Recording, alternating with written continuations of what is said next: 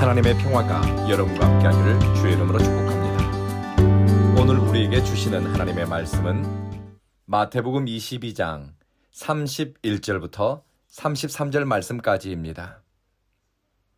부활신앙을 시비거리로 삼은 사두개인들이 예수님을 찾아와 논쟁했습니다.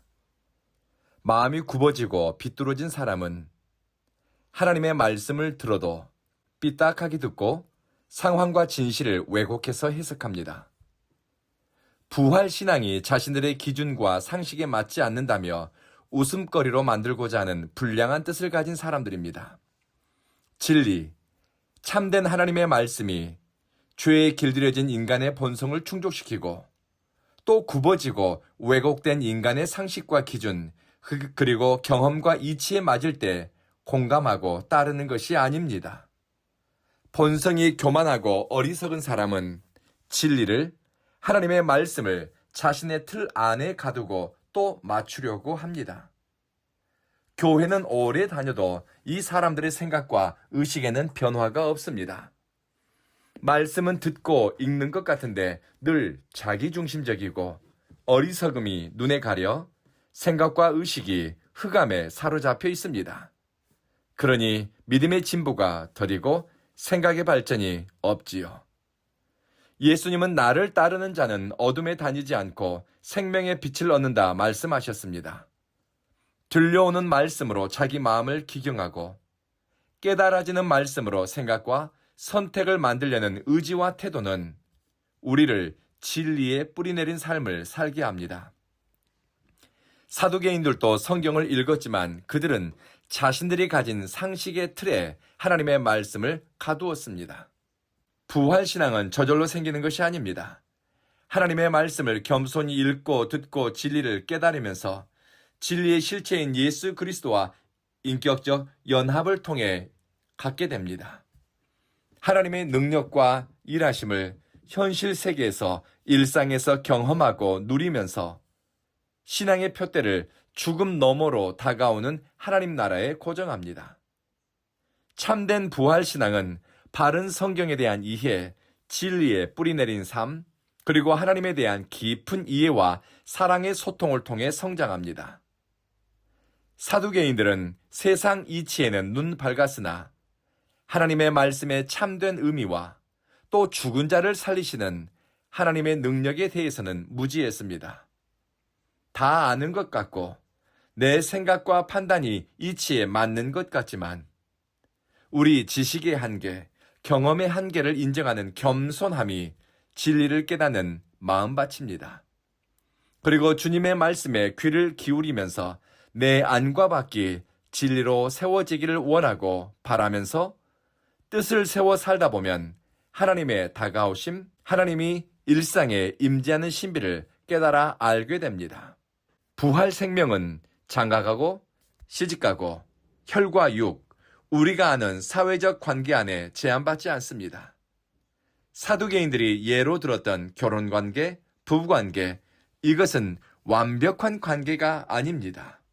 이 땅에서 형성된 부부관계 혹은 사회적 관계가 주님 나라에서도 그대로 이어진다면 마냥 기쁘고 좋을까요? 이 땅에서의 부부관계, 부모-자식 관계, 사회적 관계 완벽하지 않습니다. 이 관계 때문에 아파하고 눈물 흘리는 사람들이 많지요.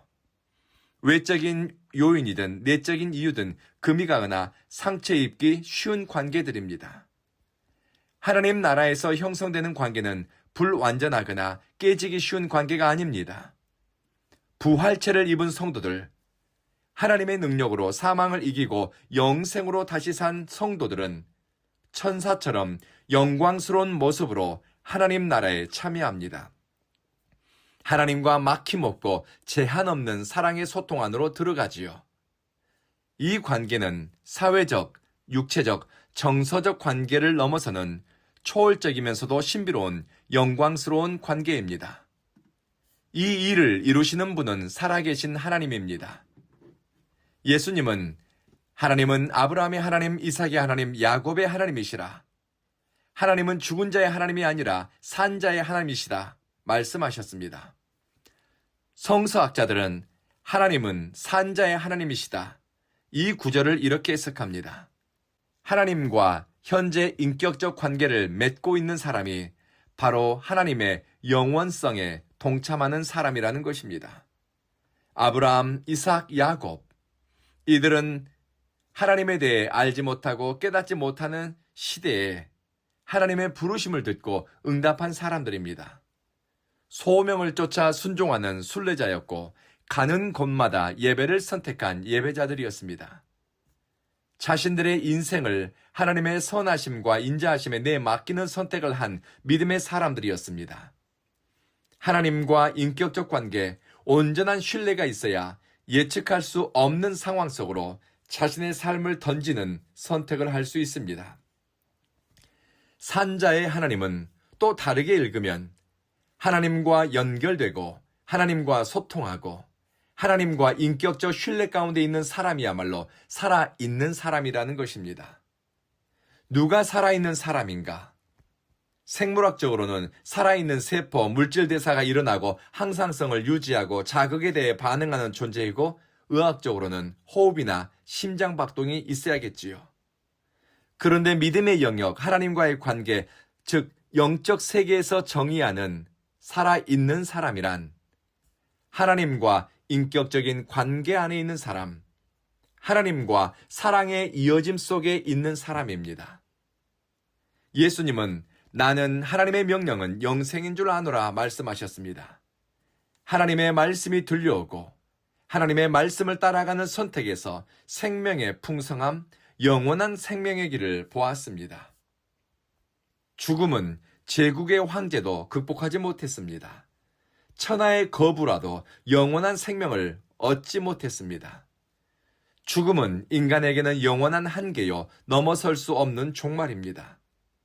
그러나 하나님은 당신을 사랑하고 당신에게 붙들린 사람을 사망의 권세에서 구원해내십니다. 하나님의 능력과 믿음의 신비는 문자에 제한되지 않고 우리의 상식과 사람들의 생각에 갇히지도 않습니다. 하나님의 말씀을 참되게 깨달아갈수록 죽음을 이기신 주님을 사랑하고 의지하게 됩니다. 그리고 죽음 이후에 우리 삶을 이끄시고 인도하시는 하나님을 경외하고 그분을 예배합니다.